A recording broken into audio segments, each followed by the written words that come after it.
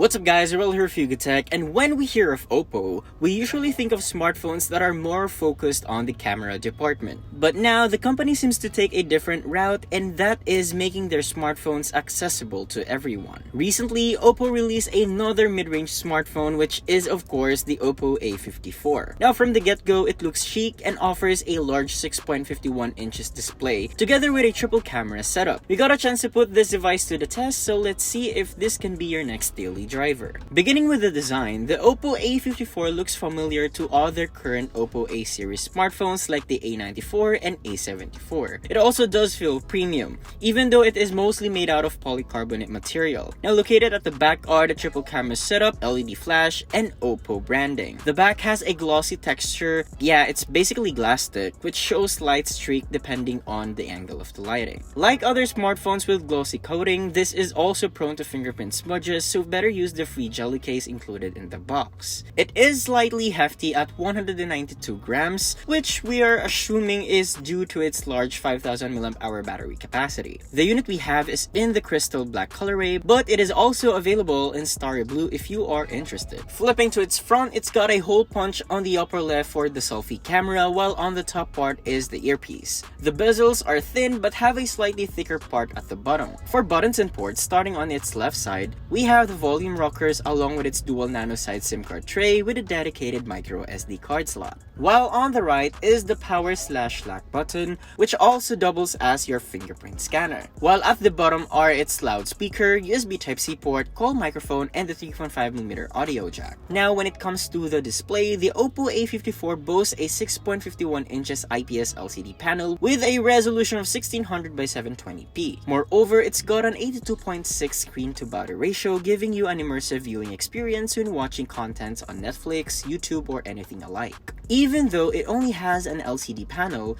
surprisingly, it produces punchy colors and decent viewing angles. However, since we got a 720p display, don't expect too much to have a sharp picture quality, especially when you're reading text, but overall, the display is decent and will suffice your daily needs. When it comes to the audio, its downward firing speaker can fill up the room at maximum volume, but just like any other smartphone in this tier, it gets tinny and muddy, so it wouldn't really recommend setting the volume to max a lot. But thankfully, there's a 3.5mm audio jack port to give you a more immersive listening experience. Now, powering the Oppo A54 is a Helio P35 chipset, which is paired with a PowerVR GE8320 GPU, up to 6GB of RAM and 128GB of internal storage. The unit we have packs 6GB of RAM and 128GB of internal storage variant, resulting in a smooth performance for most casual tasks. Playing graphically intensive games is also doable, but you'll most likely use the lowest available settings to lessen sluggish gameplay.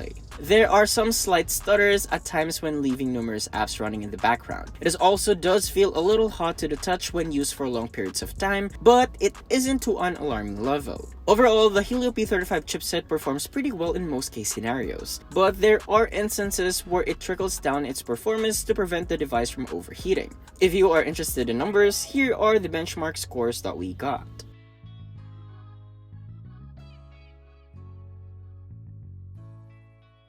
When it comes to biometrics and security, you can choose between facial recognition or the side-mounted fingerprint scanner. Both works as intended, but we highly recommend you using the fingerprint scanner instead for a higher level of security. Running on the Oppo A54 is ColorOS 7.2 based on Android 10. It's not the latest Android version, but we expect it to have the Android 11 version pretty soon. Overall, the UI looks clean and straightforward to use. There's noticeably a lot of bloatware on the UI that you might find helpful or annoying. What's good about it is that there are tons of customization options if you want to get fancy, from changing the icon's shape to choosing a theme to change the overall look of your home screen. There's also a dedicated dark mode that can be toggled through its settings. Aside from the usual Google Services apps pre-installed, there are also third-party apps like Facebook, TikTok, Twitter, Messenger, Lazada, and Agora. Storage-wise, there is 128GB that we have out of the box, but if that isn't enough, you can opt to expand it via the micro SD card up to 256GB. Juicing up the Oppo A54 is a 5000 mAh battery with support for 18W fast charging, which is ample enough to last you a full day of usage. In the PCMark's Work 3.0 battery test,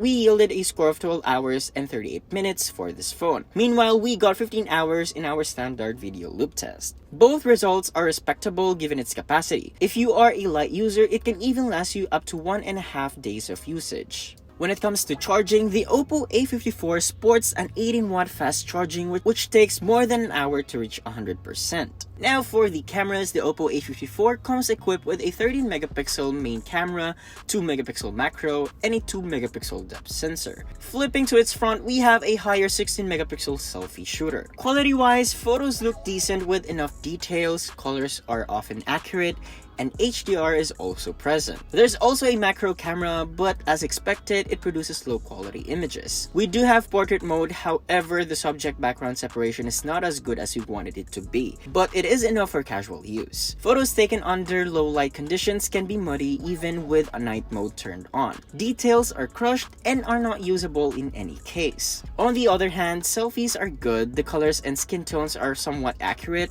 just don't take selfies under bad lighting conditions because it tends to produce noisy images and somewhat it requires a steady hand to get a decent photo or else it gets blurry. When it comes to videos, the Oppo A54 can take up to 1080p at 30 frames per second. Just like most smartphones in this tier, it produces shaky videos since there's no image stabilization present, but overall it is usable for casual social media postings.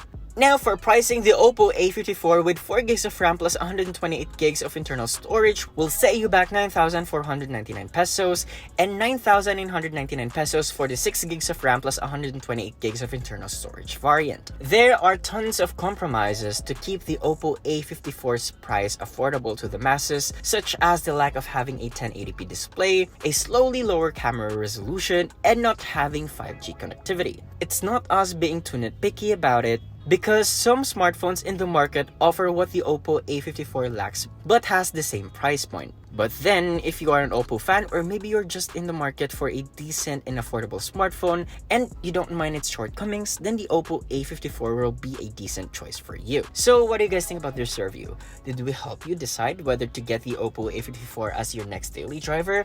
Let us know in the comment section below, and if you enjoyed this video, be sure to drop a like, subscribe to our channel for more content, hit that bell icon so don't miss any future uploads, and be sure to visit yugatech.com for the latest tech news and reviews. This has been Arel, and I'll catch you guys in the next one.